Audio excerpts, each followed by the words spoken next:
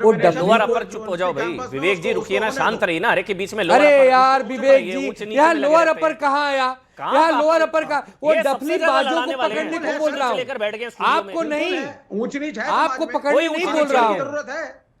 Supreme court ने बोला 75 साल आजादी के हमें वो जो डफलियां जातिवाद से आगे बढ़ने की जरूरत है। वो जो डफलियां, नफरती डफलियां, उन नफरती डफलियों को पकड़िए, उन जहरीले डफलियों को पकड़िए और उन डफलियों को कब्जे में ले लीजिए। उन डफलियों को पुलिस अपने पास ले ले, क्योंकि वो डफली जब तक रहेगी वो डफली बजेगी, और जब डफली बजेगी तो फिर मुझे आपके पास आऊंगा। ठीक है, नहीं, एक मिनट, अरे रुकिए विवेक जी रुकिए, आपको जितना बचाना है पूरा मौका दूंगा। लेकिन मैं ये विनीत जी आपसे समझना चाहूंगा, विनीत जिंदल, लीगली कुछ होता है, मतलब लीगली इनको कैसे टैकल किया जाता है? क्योंकि अगर इसी तरह के नारे जनरल कास्ट में लगाए होते तो फिर नहीं, कभी ना लगे भगवान, कभी ना लगाए, मैं कह रहा हूं अगर लगे होते तो फिर अब बड़ा बवाल हो जाता और उन पर SC ST से लेकर सब हो जाता। अब जनरल कास्ट के खिलाफ अगर इस तरह के नारे जो कह रहे हैं वो नहीं है, तो कुछ ऐसा कोई है लीगल सेक्शन, कुछ ऐसा कवर है या कोई होगा, इनिशिएट करेगा कि साहब इन्होंने भी तो अब अपमान किया, इन्होंने भी तो एक जातिवाद के खिलाफ नारे, ब्राह्मणों के खिलाफ नारे लगाए, ये भेदभाव नहीं है क्या? ये उस कास्ट डिस्क्रिमिनेशन की परिधि में नहीं आता क्या?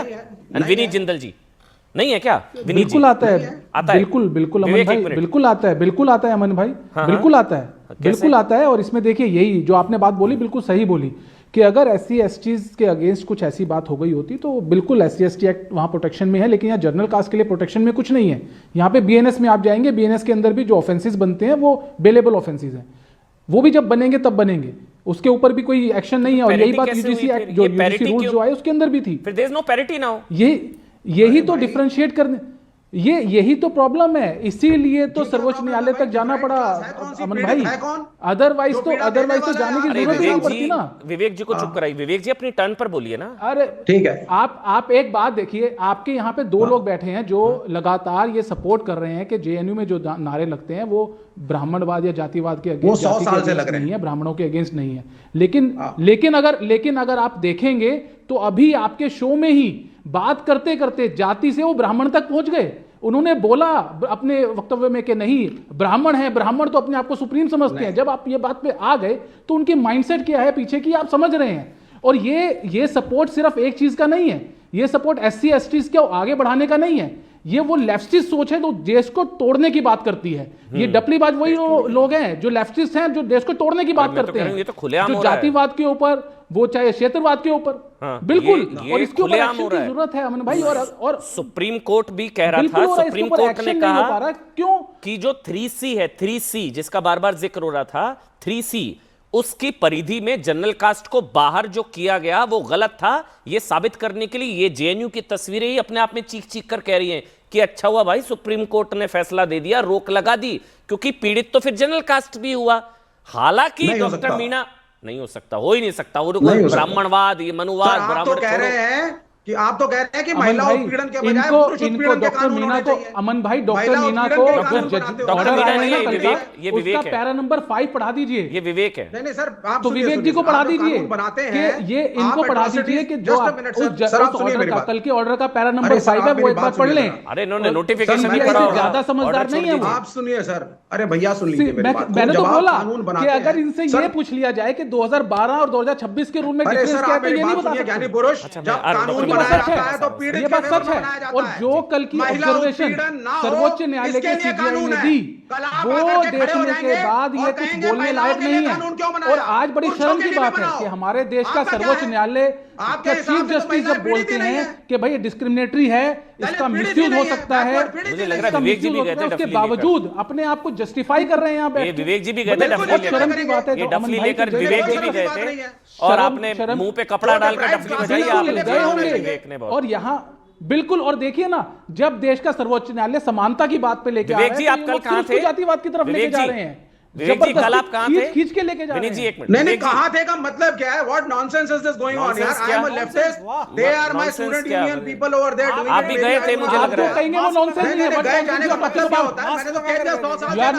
You are not an educated person here only. आप गए थे? अरे भाई एक मैंने सवाल पूछा आपसे, आप कल कहां थे? आप गए थे क्या? हाउ डे यू, क्या पूछ रहा हूं, आप गए थे क्या वहां पर? नहीं हाउ डेयर क्या होता है? बैठकर मेरे को यहाँ पर इररिलेवेंट क्वेश्चन यार, इररिलेवेंट क्या भाई, जितना आपका प्रेम उमड़ रहा है डफलीबाजों के लिए, जितना आपका प्रेम उमड़ रहा है, मुझे लगा आप गए होंगे। थोड़ी ना कुछ होता है, हो गया इलॉजिकल बात है। ब्राह्मण पीड़ित कोई भी हो सकता है, कोई भी हो सकता है। अच्छा ये एंगल वाला, ये वाला एंगल है, पीड़ित है अच्छा, और कोई भी नहीं डॉक्टर है, मीना, कोई डॉक्टर भी मीना और बंद बस करिए भैया, एक मिनट विवेक जी, बहन नॉनसेंस मत बोला करिए डिबेट में। मैंने सिर्फ इतना पूछा कल कहते, मुझे लगा आप डफली, आप भी कोई डफली लेकर वहां खड़े थे, मुझे लगा शायद इसमें क्या है। अरे क्या डफली है, डफली बाज है, अरे वो डफली है भाई, डफली बजा, डफली वाले डफली बजा, अरे वो डफली बजा, अरे डफली की रिस्पेक्ट है। मैं देखो इनको चिंता, ये एक मिनट अमू जी एक मिनट सुनेंगे, इनको जनरल कास्ट से ज्यादा डफली की चिंता है। डफली की डिसरिस्पेक्ट मत करना, जनरल कास्ट ब्राह्मणवाद, आप उनको रिडिक्यूल कर रहे हैं, ब्राह्मणवाद के खिलाफ नहीं बोलेंगे, डफली के खिलाफ मत बोलना। दलित आपको दिखता नहीं, पिछड़ा आपको दिखता नहीं। डॉक्टर मीना बोलेंगे, सुजाता जी आ रहा हूं, हो गया। नहीं बस वो एक चीज जो बार बार शायद संभवतः विवेक जी समझाने की कोशिश कर रहे हैं, जिसका विनीत जिंदल जिक्र कर रहे थे, डॉक्टर मीना वो अपनी टर्न का वेट कर रहे हैं, सब एक एक करके। डॉक्टर मीना उसके बाद अम्मू जी मैं आपके पास आऊंगा। वो कह रहे हैं कि जनरल कास्ट तो पीड़ित है ही नहीं। क्या आप इस चीज को मानते हैं कि जनरल कास्ट का तो कोई इस तरह का भेदभाव हो ही नहीं सकता? आप ये मानते हैं? नहीं, मैं ऐसा नहीं मानता। Thank you. देखिए, जो भारत में शोषण की व्यवस्था है वो बहुस्तरीय है, बहुत सारी लेयर्स है इसकी, और उसी लेयर में जैसे अभी तक क्या था, कॉलेजेस विश्वविद्यालयों में एक प्रॉक्टर होते हैं। वो प्रॉक्टर आमतौर पर अनुशासन के मामले देखते हैं, कोई भी विद्यार्थी अगर अनुशासन तोड़ता है तो उसके मामले देखते हैं। उसी में 2012 का वो रेगुलेशन आया जिसमें SC ST के मामले भी शामिल किए गए। अब जो 2026 का एक रेगुलेशन है वो उसको ब्रॉडर बनाता है, ज्यादा इंक्लूसिव बनाता है, क्योंकि उसमें OBC शामिल किया गया है। लेकिन उसमें आप मानते हैं डॉक्टर मीना, उसमें सेफगार्ड्स का थोड़ा इशू था। हाँ सर, बात फर्जी शिकायत पर। हाँ प्लीज। तो उसमें OBC को शामिल किया गया, उसमें EWS को शामिल किया गया, उसमें विकलांगों को शामिल किया गया। ठीक है। उसमें महिलाओं का भी जिक्र है, लेकिन स्पष्टता से नहीं है। तो जब कोई नया कानून ज्यादा इंक्लूसिव तो है, स्पष्टता से जनरल कास्ट का भी जिक्र नहीं है ना सर? नहीं सर, स्पष्टता से जनरल कास्ट का जिक्र नहीं है ना सर? सीधे ये नहीं लिखा गया, तो लेकिन लिखना चाहिए था। लेकिन नहीं हम लिखना चाहिए था।